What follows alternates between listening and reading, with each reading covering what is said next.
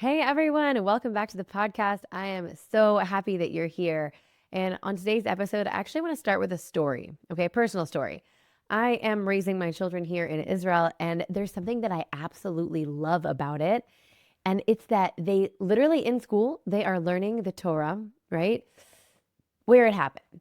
But there's something specific about the school that I send my kids to. By the end of first grade, the kids have already read through the entire book of Bereshit, of Genesis.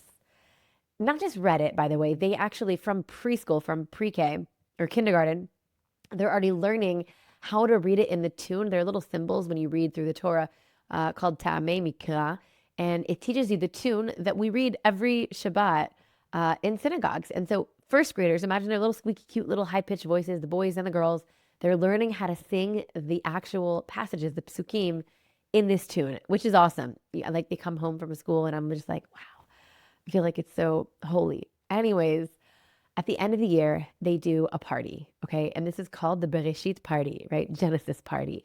And all these little kids come, and the parents, and the grandparents, and anyone who wants to come can come, right? And there's like probably over 100 little kids, little boys and girls in the grade. So I'm just telling you, right? I come with my son, and you see all of these little kids, and they're standing in a nice little row, and they have this like crown on, and they're all dressed in this cute little outfit, and they're standing there, and we're in the audience, and they just start saying by heart, like chanting in the tune, the last few paragraphs of Bereshit, right, of Genesis, and then the first paragraph of Exodus. So like they're doing a continuum. Like we started learning, and we're going to continue learning, and this is what we do. And you're sitting there, and my heart is just melting. I'm like, oh my God, all these little kids, and it's so powerful. But what makes it really powerful is actually where it is. Where does this little party happen? In the holy city of Hebron, right? By the way, from now on, I will be calling this city Hebron or Hebron, but not Hebron because we're in Israel and this is what we call it. I urge you to do the same. Even if you can't, you do the ch. It's okay. Hebron. So it's happening in Hebron. Now, the first thought, you're like, why are they doing it in Hebron? Why not Jerusalem? Why not Shiloh, right? Ancient Shiloh, where like we first come into the land. And then I'm sitting there and I look at my mom, my dad, right? My parents. And then I'm the parent. And I look at my child, and behind them, all these little kids, is the cave of the patriarchs, Marat Machpelah. And it is so moving. Like it is in a moment, like there is not a dry eye there. And it is a moment that is so touching and so emotional. But really, I think what stood out so much is that it's really a moment of eternity. Like, here's my child, and I'm next to my parents, his grandparents. And behind him and all of his friends is Abraham and his wife Sarah, and Isaac and Rebecca and Jacob and Leah and Adam and Eve, right? They're all there. And it's just this crazy continuum. So this episode, we're going to talk about Hebron, the number 2 city in this country. So I thought, who better to bring on this episode than the one and only Yishai Fleischer. Yishai is, besides for him being the international spokesperson of the city of Hebron, he is also a podcaster and a writer, and I would say one of the strongest voices fighting for the city of Hebron. What does that mean? We'll get into it in the episode, in the interview. It's wonderful. But he's shown thousands and thousands of people around this city and has so much to say, and I think really brings the city to life. Now, we're going to go into this interview, but I want you to stay here. Stay with me. It's not such a long interview. At the end of the interview, we're going to talk about some really deep questions. Why is it? What is it about this city of Hebron that really holds in it eternity for everyone? Not just me, not just my kids, you guys too, all over the world. And so much so that it actually even connects to one of the scariest wars that Israel has ever seen. And also, maybe, how is it maybe even the birthplace of eternity more so than Jerusalem? I'm not saying it is, but stay tuned for that. And in the meantime, I give you Yishai Fleischer.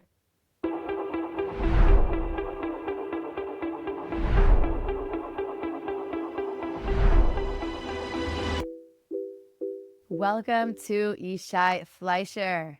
It is absolutely awesome to have you on our podcast, especially everything that you represent. And I would love to show our viewers, to bring them virtually into one of the most incredible and important cities, I would say, in the world, and definitely in Israel.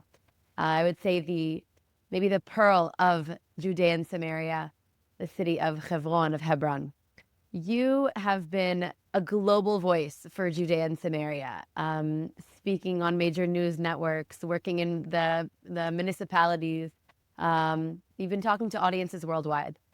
Why, of all places, why Hebron? You're the spokesperson of Hebron. Why Hebron? What makes this city, more than anywhere else, impossible to ignore? Hebron, it's a 3,800-year-old Jewish property. That's where Abraham made his first purchase. That's where King David was first king. It's got this building, which is a 2,000-year-old Herodian structure on top of the tomb of the forefathers and mothers, the mamas and the papas. And it's a biblical site par excellence. It is the shrine of the book of Genesis. The stars of the book of Genesis are buried there. People come there. It's the number 2 site in terms of importance for the Jewish people. Our face is always towards Yerushalayim, towards Jerusalem, but Hebron is where, that first purchases, the tomb of Abraham, tomb of Sarah, King David, Herodian site, Caleb came there, Caleb ben Yefuneh came there. So it's a very powerful site, but also what's fun about it is that it's not in consensus. It's in a battle for its existence. We have a whole big Palestinian Authority-controlled city around us with a lot of terrorists and Hamas. And so that's what makes it exciting, because not only are we trying to bring people and educate them about the Tanakh and the Bible and the heroes of the Bible and about God's beloved people, but also the fun part is that we're fighting for our existence. We're fighting to overcome fear and terrorism, and we have guns, and we have army and defense and police and all that kind of stuff, and so that makes it just it's a whole package of super exciting, where in one session you could really tell a lot of tales, historical, biblical, and the continuing fight against Palestinian takeover, and so it's a city that is contested, and that's where I like to be. Wow, it's actually interesting, because if we do get biblical, it's like the first property bought, actually their deeds, and so you'd think that maybe there would be something that holds up, but it just happens to be those properties that were bought biblically. Hebron by Abraham, the Temple Mount by King David, and Nablus, Shechem, by Jacob are the most contested areas. It's interesting how that continues to this day. Do we see an end to it? Well, the bad guys are sensitive and smart, and you have to give them props and respect, and they know what they're doing. They have a good sense for what's important. They have a good sense for what's spiritual. They're smart like that. So therefore, they want it, and they also know that they have to block us if their religion and their national claims are going to stay paramount. They need to block us, and we're not going to give in to their terrorism and their suppression. Is that ever going to? How'd you say? What was your question? Do you ever see it being resolved? I see it being resolved, but I must tell you that I don't subscribe to the Israeli Jewish thing where you want it to end, where you just want peace. I'd rather be if we have to fight 1,000 years, we're going to fight for 1,000 years. And I'd rather leave it at that. I'd rather have the enemies be wow, they are tenacious and they're not going anywhere. I don't need to talk about the peace and the day after and when will it all end. I prefer to be no, it's fine. If we have to continue to fight forever, we'll do that. And Wow. And we'll and that's the message that we have to send them. Not we're tired and we want peace. I don't need to ever say that. We'll never be we're tired. not tired. Yeah, we're not tired, and we'll keep fighting. So if you want to keep fighting with us, it's to your detriment, because we're going to be here. Wow. So that actually brings me to another thing. As a tour guide, for years, I always try and get tourists to come to Judea and Samaria. It's my thing.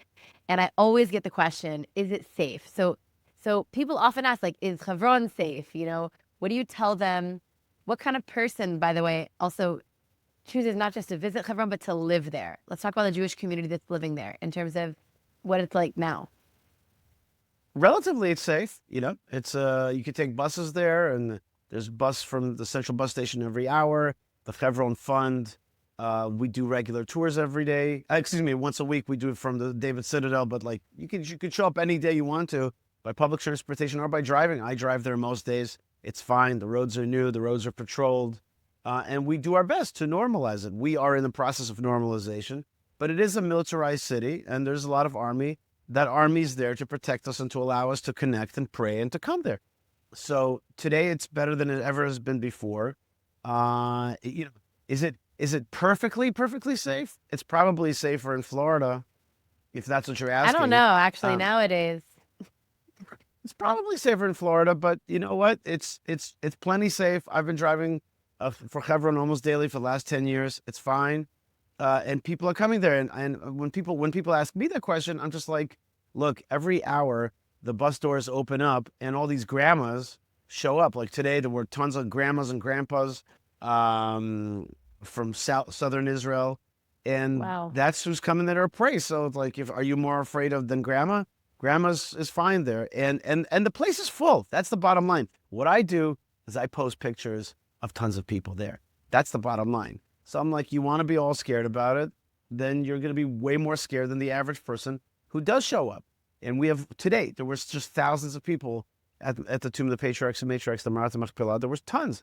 So, and there's going to be tons tomorrow. So are you, which one are you? Are you the kind that's going to keep talking about being afraid? And then I also remind people that there's only one reason you're afraid. The reason you're afraid is because there's somebody who wants you to be afraid. Yeah. Terrorism is the broadcasting of fear. Yep. Terrorism is the broadcasting of fear. That is what the bad guys are doing. So the question is, do you want to succumb to that and give them that, or do you want to push back against that? That's powerful. That's powerful. Like even just coming is part of showing presence. It's part of the fight. Totally. Part of the fight. Part of saying we're not gonna leave. Like what you're saying. We'll just part of that fight that you're saying we'll fight for 1,000 years is we're gonna keep coming, That's no right. matter what. Wow. And we do keep coming. Yeah. Yeah. And the Marat Machpelah today has flags, Israeli flags on it, has a big menorah. It didn't have that 10 years ago when I came to work there. So things are different. Things are changing. There's an elevator now. There's a big parking lot. There's relatively yummy pizza. Best kosher pizza in Hebron is right next to Marat Machpelah, and it's like Brooklyn style. And so, like, there's a lot of nice things. There's stuff. And we're making it nicer all the time. So for people who live there, what does Hebron look like behind the headlines? Like for everyday life, people living there. It's pretty peaceful, really. It's pretty easy. They have buses that take the kids to school. It's, let me put it this way. I used to live on the Mount of Olives. It was way harder. The Mount of Olives is like way harder. It's just like there's today. Hebron is a defended city, and it's got parking, it's got access, it's got nearby schools, it's got high-speed internet. Everything's okay. So yes, but you deal with soldiers. You have soldiers outside your home, which is fun because you feed them and you're part of the energy of that. It's also a touristic city, so you have big tourist days, and most days there's tourism, but then there's things like Shabbat Chayei, which is Shabbat where 40,000 people come in, and that's our biggest calendar day of the year, Shabbat, and so we work hard on that. How was it? That was a couple weeks ago. It was awesome, and it was rainy, and we had a big fat rain, and it was actually very special to have that rain, but it was political, it was spiritual. The Marat Machpelah was open totally, because we also have a side of the Marat Machpelah which is usually Muslim controlled, right. And on that Shabbat we have full control, and it was gorgeous. Wow. Okay, so first of all, I want to maybe backtrack for a second. Yishai, how did you get to be involved in Hebron? Like, what lit that up for you?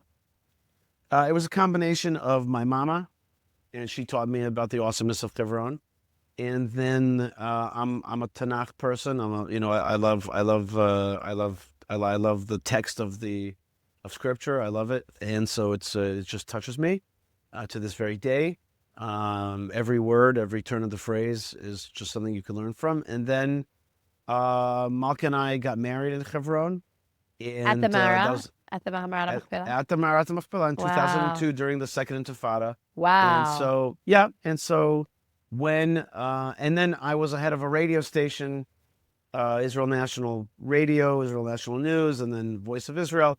And throughout that time, I kept in touch with the leadership of Hebron, including David Wilder, who was the spokesman of Hebron, and he had a show with me. It was called, it was when podcasts were audio, right? Today podcasts are also video. Used to be podcasts were audio, and he had a show called Blessings from Hebron. And when he wanted to retire, he rang me up and he's like, I don't know anybody better that would take my David Wilder's big shoes. And I've had the zechut of working in Hebron now for almost 10 years. And I love it. I love it. We've moved it ahead a lot. My job was to, in my estimation, my job was to normalize Hebron, make it more popular in popular consciousness, make it more accessible mentally, make it more beautiful. And that was the project that I ran at the tomb of Yishai and Ruth. So Jesse beautiful. And Ruth. That is, wow. It was a 4-year project. Wow. Of about $1 million, and just had a radical idea to beautify this holy spot and make it the #2 spot in Hebron. So I got to do a lot of stuff to normalize, beautify, and to make it more accessible in people's minds. And you could just see it by the numbers of tourists, the numbers of videos. Just everybody gets it, and they understand this is the #2 site for the Jewish people, and this is the #1 site of the Book of Genesis. Yeah. And it's awesome. So I've had a big split to link up with really famous people, Abraham and Sarah, Isaac, Rebecca, Jacob, and Leah. The most famous. And make them a little bit famouser. And that's what we're doing. More accessible. Definitely. I don't think they can top their fame, but they can definitely become more accessible to the world. It's actually interesting when you sit now, I'm just like, for our viewers, when you walk to the tombs of Ruth and Jesse, right? David's ancestors, parents and ancestors. You stand there and it feels so peaceful and so magical almost. Whereas I can attest myself that I didn't always bring tourists there. Sure. Up until now, you walk up there and it's beautiful. There's amazing archaeology. What can you tell us about that? Do you want to dig in, or is that not something do you deal with the archaeology at all? Absolutely. The archaeology at the right next to the tomb of Ruth and Jesse, Ruth and Yishai, or Yishai Verut, was something that we knew existed for a long time. We already have excavated the walls that are not Second Temple, not First Temple, but rather Canaanite. Okay, we have walls. Canaanite walls, the big walls. And we knew that on the inside of those walls is the Second Temple, First Temple, and even Canaanite city. And due to the fact that we had done a lot of normalization, and normalization is a kind of form of Zionism where you take a thing that is contested and you just make it accessible and normal. Yeah. Because of that, we finally were able to bring the archaeological division of the civil administration of Judea and Samaria, and they began to dig this summer. And they started a real professional dig. It's amazing. And we've already reached the top of the late Roman period, which means the kind of right after the Second Temple. And we've already found Second Temple coins and cool stuff that got churned up. And the dig is there, and you can look at it. There's a lot more to dig. Okay, there's a lot more to dig. And we're talking about a city at the size of or importance even historically in the layers of Jerusalem, Shiloh, Right. Shechem. Well, Shiloh is in. You can't compare Shiloh and Hebron. Jewish people have been living in Hebron straight, without break, and Shiloh does not have that. That's Jerusalem true. does, but Hebron is a place where we've had almost unbroken Jewish continuity and that makes it different. Yeah. Also, it was a very important site. Shiloh was not an important city in the Second Temple period, Right. but Hebron was. Hebron has always been either the capital of Judah or the second capital of Israel. Yeah. So it was always an important city, and it was of course the capital of the tribe of Judah, which is the monarchy tribe. Yeah. So it was always an important city, and we never want to take away from the importance of Yerushalayim. We always want to put Yerushalayim first, and we face Yerushalayim when we pray, and we never contest or do anything to undermine that centrality. But Hebron's got its own magic, its own spirit, its own very deep history. And of course, it's got this shrine. It's got this shrine. Without that shrine, it wouldn't be the same thing. It's got the central shrine, which is the foundation of Jewish peoplehood, and biblical consciousness comes from the people buried there. So I think it's also the only shrine that you can actually see that is fully intact from 2,000 years ago, and literally nothing has changed. Like you look at the temple, you go to the Western Wall, and it's like, meaning, yes, it has a bunch of additions, but the original building hasn't ever been destroyed. It hasn't ever been touched. Everyone tries to add their decorations, which is really powerful. It's a powerful place to see.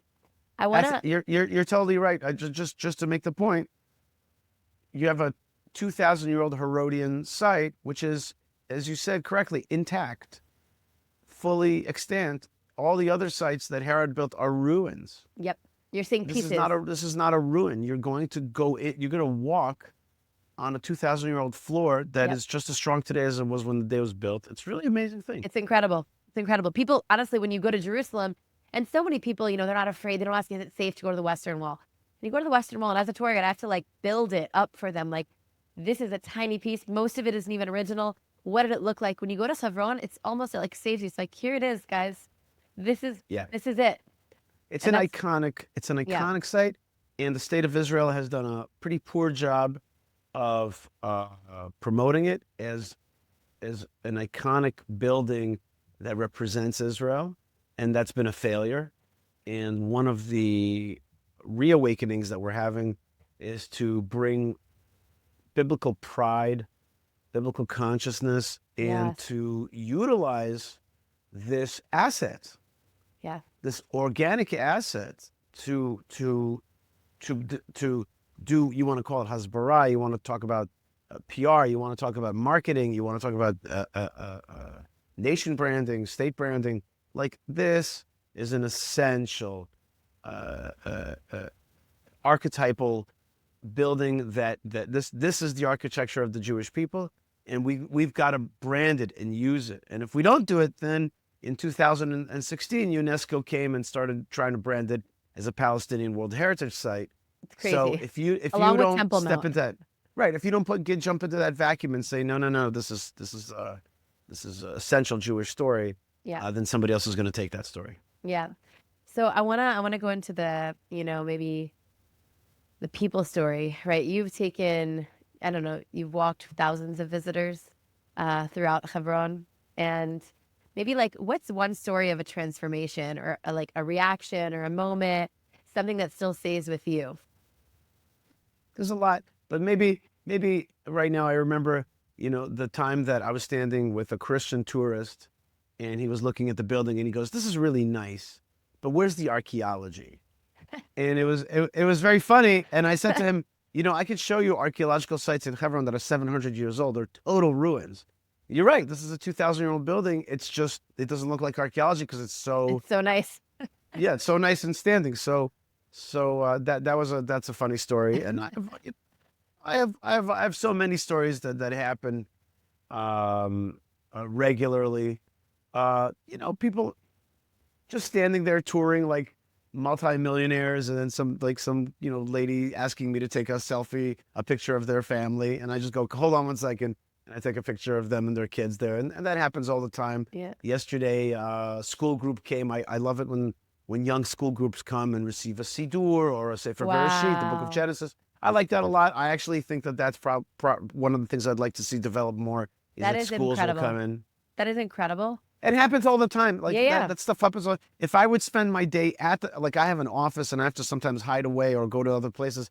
But if I would spend my day standing in front of the Marat Machpelah, I'd be full up with work, because people are always, they want to hear something. Tell me, hey, can you talk to us for 5 minutes? Can you give us an intro or something like that? And it's a regular thing, and it's awesome. And you could speak different languages there because everybody comes in. Jews come in, non-Jews come in all the time. One of the things that I have a line that you may use, and I can tell you that this line that I'm about to tell you works. Okay. Like, I don't like to just talk in theory. I like to market test things. And I can tell you from thousands of tours that I have a line All that works all yours. the time. What's the line? I say to them, folks, on this tour, on the Yishai tour, I give you permission to be wowed. Permission to be wowed. I give you permission to just stand here and be like, wow. And when I say something to you, like we're standing in front of this 2,000-year-old building on top of the tombs of Abraham, which is 3,800 years ago, you could say, wow. And what happens is I tell that to people. People are like, first they go, wow, and they laugh, and then throughout the tour, they're like, wow. And having permission to be wowed Yeah. is very important. You I love need to be that. like, I'm just telling you, people buy it. Yeah. It's been tested. People love that. I'm gonna Give them take it. permission to be wowed. I'm Yeah, gonna try say it. that in every single one of my tours from now on. It's called permission to be wowed. I'm gonna do it. I'm gonna people, coin it. Yishai Fleischer told me to do this, and that's right. we're testing it. We're gonna do some It A/B works. testing. It works. People need sometimes permission to be wowed, and when you give them permission, they're just like, "This is awesome. This is really awesome." And without the cynicism, and without the doubt, and without the fear. Yeah. So that's, I guess, my story. Yeah. Wow. What about the biblical highway? Like, what kind of opportunities is that project going to bring up for tourists, for the world? If there's anything you can tell us about that, or kind of explain to our viewers what's coming up.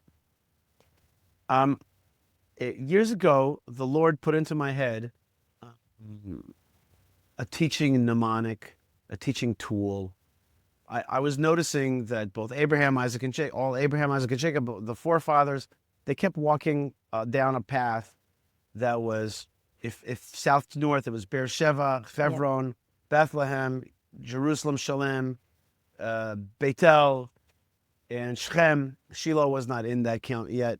Or more often, they come down from Shechem, so-called Nablus, down to Bethel, Beitel, down to Shalem, which is Jerusalem, and down to Bethlehem, and down to finally to Hebron, and then Beersheba. Like, this is a road. It's the route. This is the route. It is on the Ridgeback Road, today called Route 60. And I just started teaching it as a mnemonic, as a class, and I would give this class to people and people be like, what class can you teach us? I'd be like, let me teach you a class called, the Biblical Highway. And then I started, coming to the conclusion that it's not just a class, it could be a reality on the ground. And so I hired the Lord showed maybe bump into somebody who's been my lobbyist for the past 3 years. And I've started lobbying the Israeli government, working very hard on that. And then I had the idea of giving this idea to David Friedman, and David Friedman made a movie with Mike Pompeo, Secretary of State Pompeo, about the Biblical Highway, and I made it a very expensive and powerful animated film about the Biblical Highway. And now it seems like it's moving ahead in our very slow-moving government to do something that's so obvious, such a simple asset, which is this Biblical Highway. The Biblical Highway has 7 holy cities on it: Beersheba, Hebron, Bethlehem, Jerusalem, Bethel, Shiloh, Shechem, and then into the Jezreel Valley. Yeah. It's just got the majority of the Bible on it. It's one road, and we're teaching it. We want to make souvenirs. We want to make rest stops. We want to make amazing scenic overlooks, and there's more work than imaginable on this thing, because the state of Israel has undersold the Bible tremendously, really underused this asset, this basic asset of of Israel, and has just been embarrassed about it or confused about it. Has tried to give parts of this land away. A lot of really dumb stuff. A lot of confusion. A lot of stuff that like don't give your land away to your enemies, duh, and promote the Bible, even if you're not like a big God person. Like, the Bible, that's your asset. Also your history. Hello, if you go to Greece, they sell you Greece. If you go to Australia, they sell you Australia. When you're in Israel, sell Israel. Like, don't be such a dope. It's so simple. It's like so simple. Don't underwhelm. Have the tchotchke, the souvenir that tells your story. Do Yes. that. You know what I mean? Have your holy Great for city. marketing. But it's simple. Yeah. It's like we're too smart for our own good. It's I hear like, you. what do you want? It's like Australians are like, oh, we got weird animals, so market the kangaroo. Ta-da! You know, they like it's. Stop being so smart and missing the thing right underneath your nose. I It's hear like we that. miss the simple things underneath our nose. So the Bible is one of those. It's not the only one. I have other None. things that I've made There's a a list lot of of things that interesting are things that are. yeah, like yeah, right. Like I have another one like with like medicine, like Yeah, I was gonna say the tech world, medicine right. world. There's a lot Medicine, that. like Jews are doctors, the Jewish doctor. Yeah, Yeah. you want the Jewish doctor? Like around the world, they've wanted a Jewish doctor for thousands of years. So now make a country that brings people from around the world to do their medicine. Make Yeah. giant medical schools so that people Hebron can. is also Hebron is like a great source of like that area of natural herbs, natural medicines. There's a whole bunch of Yeah, interesting things there as that's well. right. Use the assets that God has given you. Yeah. Don't be a stranger ignore to your them. own assets. Yeah, don't Yeah. ignore your own assets. Like stop being Amazing. a dope. You know what I mean? Don't create a Palestine in the heartland of your Jewish state. So so that is that's what we're doing. As you can see, it's both touristic, educational, but it's also political. It really all It's comes everything. together when you're trying to create good policy. Honestly, that's kind of the story of this region. It's everything. I wanna just because our time is nearly up. I wanna have a quick round of some rapid fire questions. Can we do that? Sure. Yeah. It's your show. I'm It's here my- for you. Okay, are you ready? If you could hang out with any biblical character in Hebron, who would it be? Oh, that's easy. The reason that's easy is just because I've developed a person in the Bible who's like my mentor, my power biblical character, and that's Kalev Ben Yefuneh. That's like easy. Love Kalev Ben it. Yefuneh. That's my guy. That's the dude. That's what I'm following him. I follow every tweet of his, everything. Everything. You know, he's like my guy. You're You like know, the Alon you're like Ale. the modern Kalev.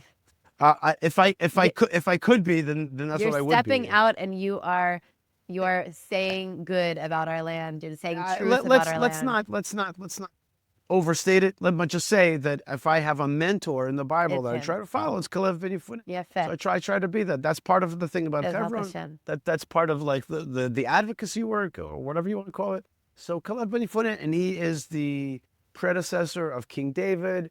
He, if you want a story, I think you're going to like this one. You know, the Medrash says that he married Miriam, who Yeah. was at the time when he married her, she was sickly, she was green, she was icky, she was not good looking according to this Medrash. And when he married her, she gained another name, which was called Ephrat, like the town of Ephrat. She became Ephrat, which means beautiful. Gemara says, and the Medrash says that she flowered, she became very beautiful. So it's like, so what are you trying to tell me about Kalev Ben Yefuneh?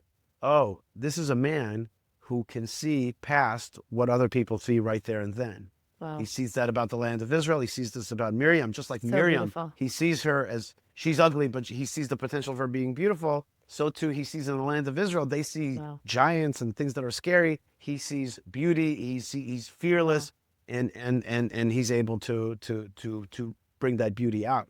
So I that's love that. my biblical hero. I That was love my short that. answer. Okay. Yeah.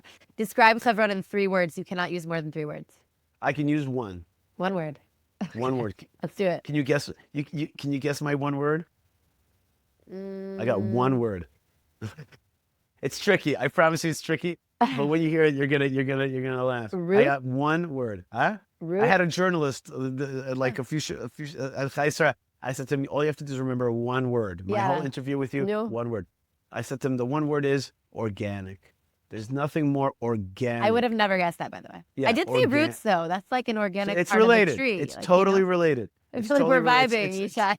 No, that's the right. That's the Yeah. you got the Give a direction. organic means there's nothing more organic than the Yes. Jewish people in this land reading this Torah in this place on this parsha and this story, this place. Like there's nothing more perfectly matching. It's organic all the way from heaven to earth, to Yeah. to the society, to the Torah, to the earth below. It's one. It's one as the language, the place, the Yeah. peoplehood, the history. It's all one. So that's my one word. It's like super organic. And the reason it's important is because our enemies want to create a narrative where we're not organic. We're Wow. foreign. we're occupiers, we're white colonialists. We got Yeah. they got the whole The rap whole going. thing. You have the whole thing. And the answer to their accusation of colonialism and occupation is organic. Like, we are organic. The OG. So Well, I was gonna that's ask you. You see that? You could why ask would 3 words, some? I give you one. Yeah, you gave me one. You shortened it, but then we got a whole right. I was gonna ask you, why should someone listening right now book a trip to come and see Hebron with their own eyes? But literally, you just answer that in your one word and the explanation of that one word. Yeah. It has it all. I hope that every listener takes that and adds it to their trip, comes to Israel, and goes and sees where everything really began here, and becomes inspired by the stones and what the stones speak, and the people, and the energy. And hopefully every time that I come there, I'll see it continue to be developing and inviting. Yishai, thank you so much for your time. And I hope that you are blessed to continue to be a fighter for our nation, for our land, and for Hebron. Thank you so much. You're doing a great job of inspiring. I also want to thank my good friend Aunt Stacy, who really is pushing non-Jews, lovers of the Bible, lovers of Israel, to connect with the land of Israel, and Avi Zimmerman and a great team of folks, and yourself. And I'm proud to be associated with you guys. There's a lot of work to do. Yeah. And you're bringing people to the land of Israel through this podcast, but also through guiding. So kol hakavod. I hope that people come to Hebron, but I hope they come with you. I'm sure you're going to give them an I think awesome I'm just going to experience. pass them on to you so they can be wowed. No, Not just non-Jews, Jews, everyone. Everyone needs to come. Well, the way to do it is you do the tour. I'll do I'll do a little talk. Yeah, or you'll take do them the to wow. someplace. No, I'm the down wow, for- the place does it itself. That's you know? true. So we learned. You see, on today's show, we learned about permission to be wowed. I We love learned it. about organic. I love We learned it. about the biblical highway. I love These are it. simple things. Yes. And also that Israel should love its fundamental and basic assets. And we have to. The country's got to fund it, push it, and we Hold it. hope that yeah, and hold it. Exactly right. Hold it. Wow, what an incredible interview. Yishai is a really, really fascinating person. I bet that if you actually come to Hebron, which you should, you may see him wandering around there and you may be wowed. But I want to go back to the deep, deep ideas, okay? Because this on Live the Land podcast, right? We're not just meeting the people and hearing about the land, but I want to dive deep into the scripture. That's what this podcast is about. Feeling the land, connecting to it, and then learning from it, because every single thing that happened thousands of years ago in these passages and in this city and in this land is relevant to each and every one of us today. And so without further ado, what is it about this city? Why is this the eternal city? What happens here? Where does it start?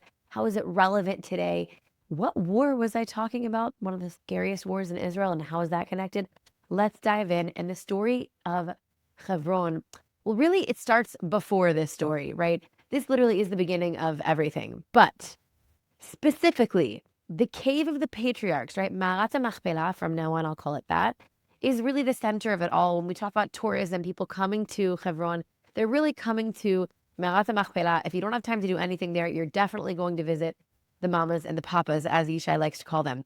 But when does that really happen? So if I open to Bereshit, Genesis 23, right? Sarah dies. Abraham wants to come and buy this plot from Ephron the Hittite. And it gets up, and I'm reading from I'm reading from passage 9. ויתן לי את מערת המכפלה אשר לו, אשר בקצה שדהו בכסף מלא, יתננה לי בתוככם לאחוזת קבר. And he should give to me, or sell to me for a full price, the cave of Machpelah, this double cave, right? Which is at the edge of his field.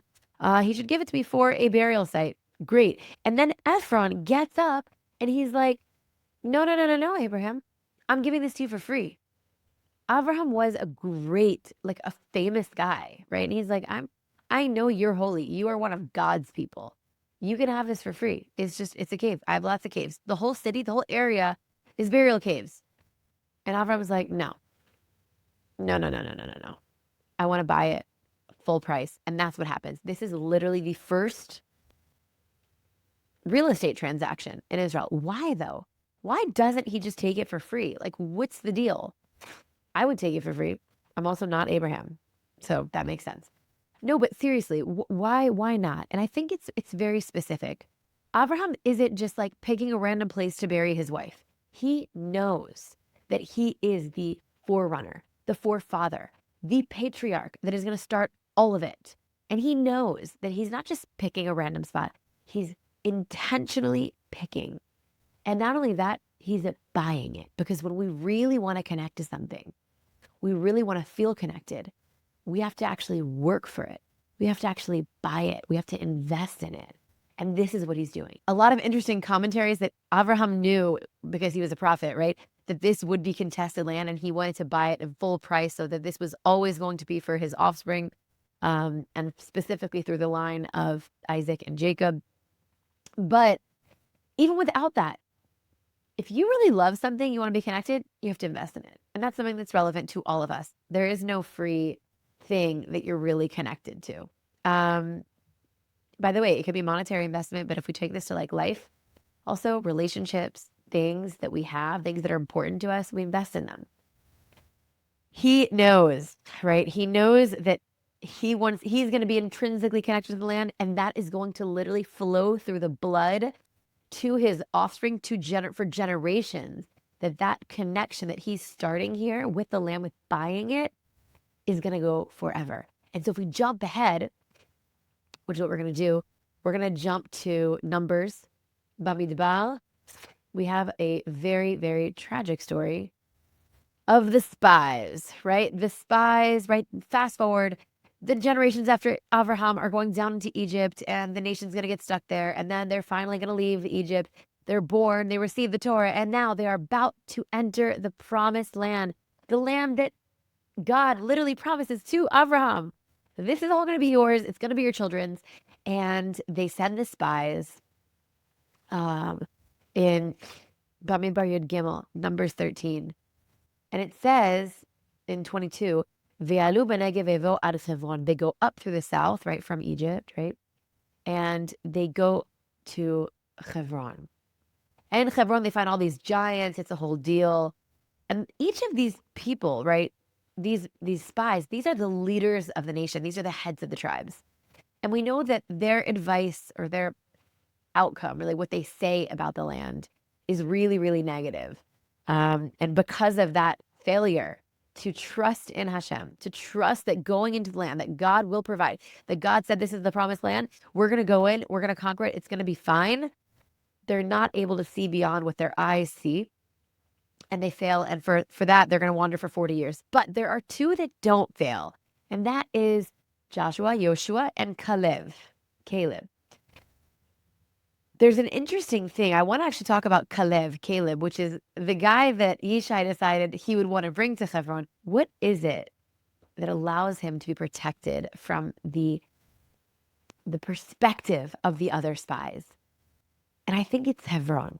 It's Hebron on so many levels. He knows the people that he's with.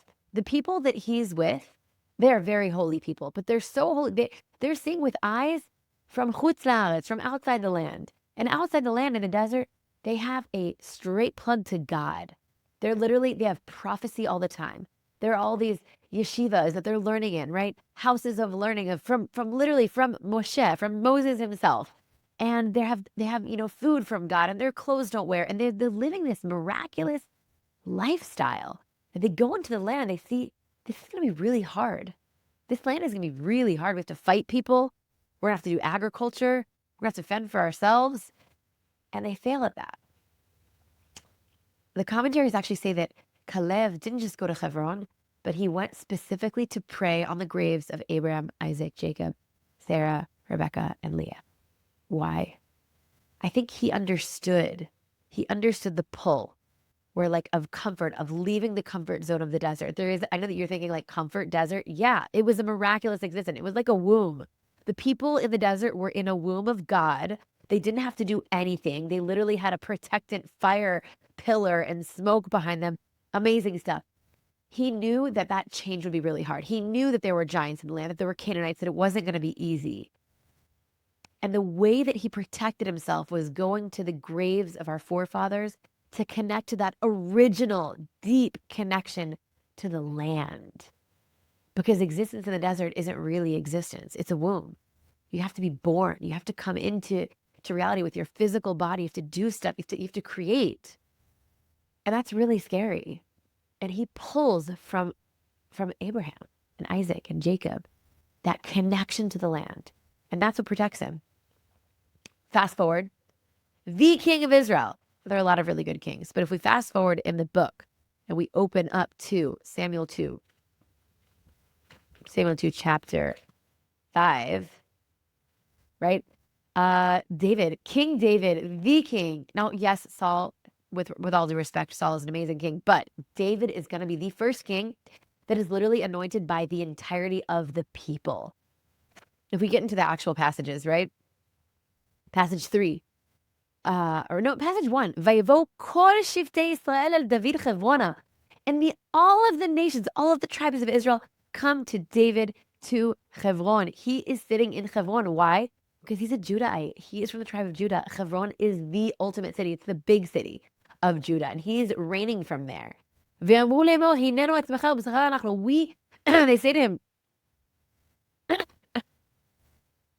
say to him, we are here. Your flesh and your blood, we're with you. We're one, right? Yesterday, before, it's always been you. And then, skipping ahead, right? And then it says in passage 3, Ve'yavo kol ziknei Yisrael, and all of the elders of Israel come. These are the heads, the leaders, right? And Israel el HaMelech Chevrona, they come to the king to Hebron. V'chot lem HaMelech David brit b'Chevron, and King David creates this covenant with them in Hebron, lifnei Adonai, before God.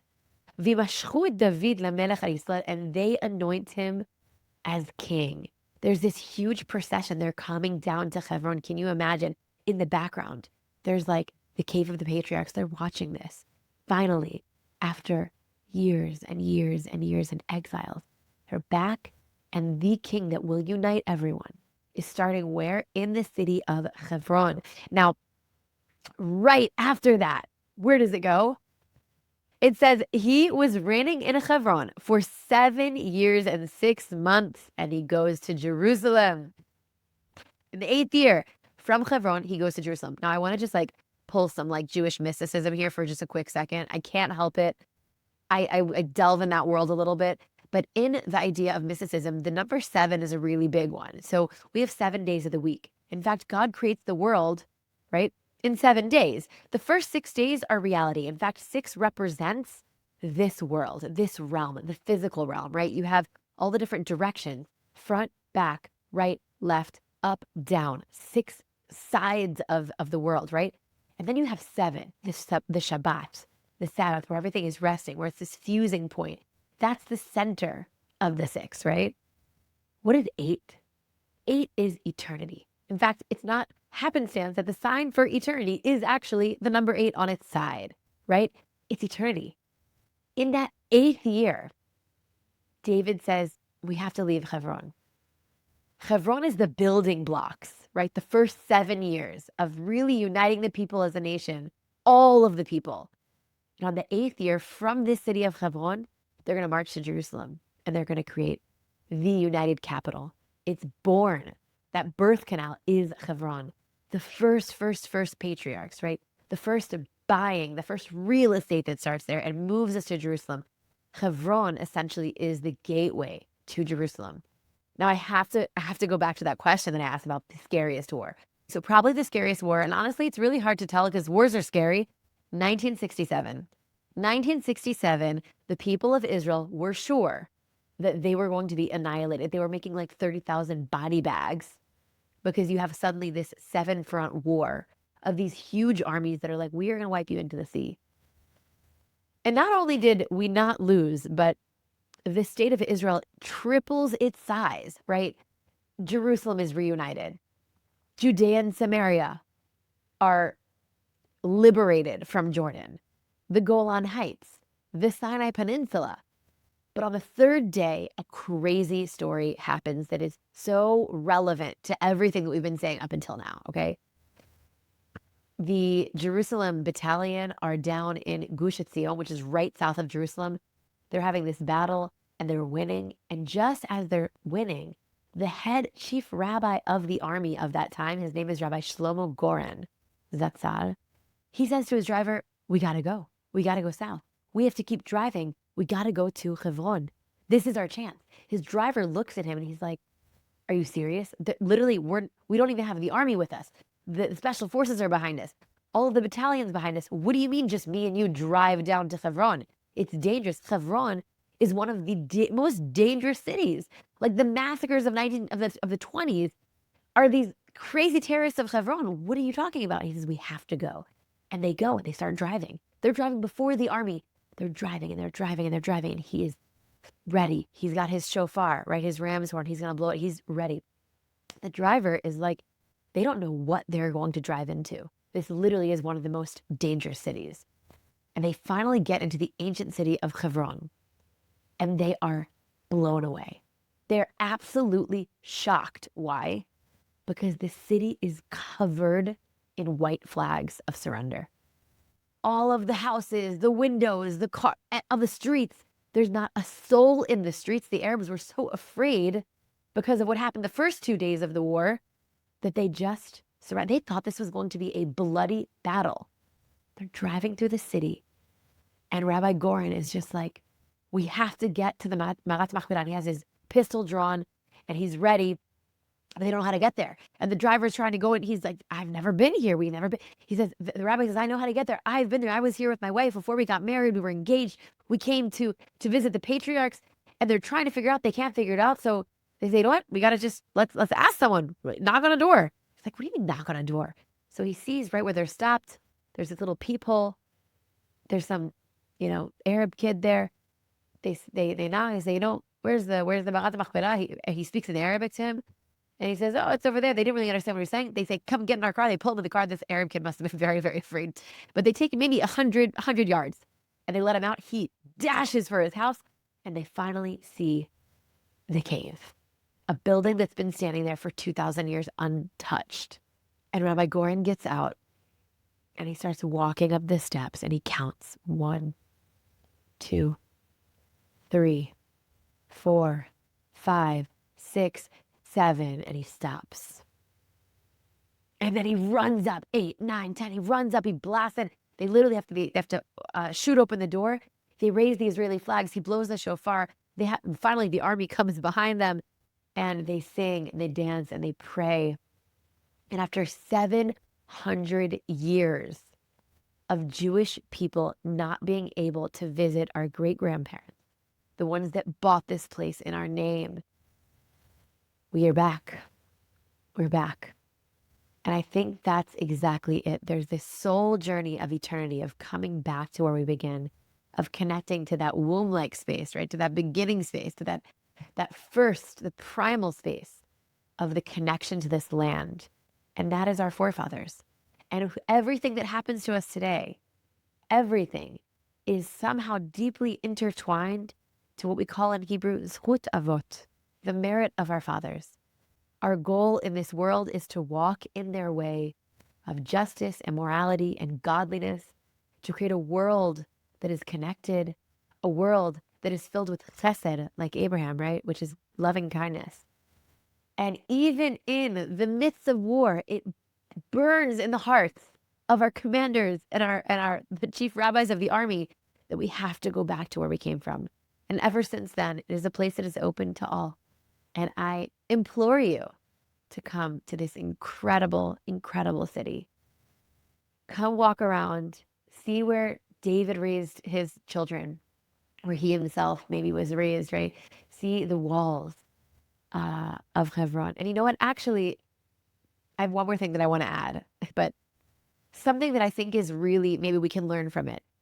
When the spies come into Hebron and they come back, right, after they've searched out the land, they've searched it out. They come back to the people. What do they say? They say, we saw the giants in the land and we were like grasshoppers compared to them in our eyes. So too, they saw us like grasshoppers. What the heck does that mean? And it's something so deep. It doesn't say the giants actually saw them as grasshoppers. It's saying we saw ourselves so small like grasshoppers compared to them, that they must have seen us like that too. A lot of times we think that we know how other people see us, and we care what they think so much that it literally can destroy how we really see reality. And that's really what happened to the spies. And I would say with such clarity, we can learn that we have to see ourselves for who we are.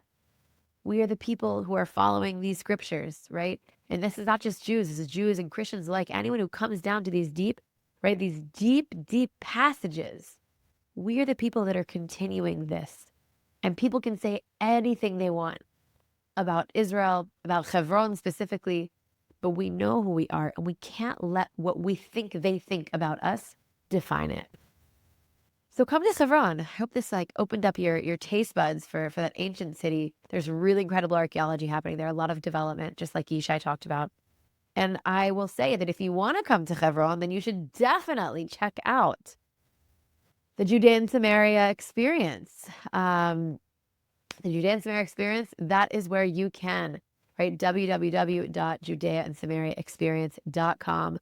We will hook you up with the most incredible travel services and service providers, whether it's tour guides or really cool venues or places to see or visit. That is your spot to really streamline your trip to Israel. So make sure to check it out. I'm leaving it in the show notes. And till next time, thank you for being here.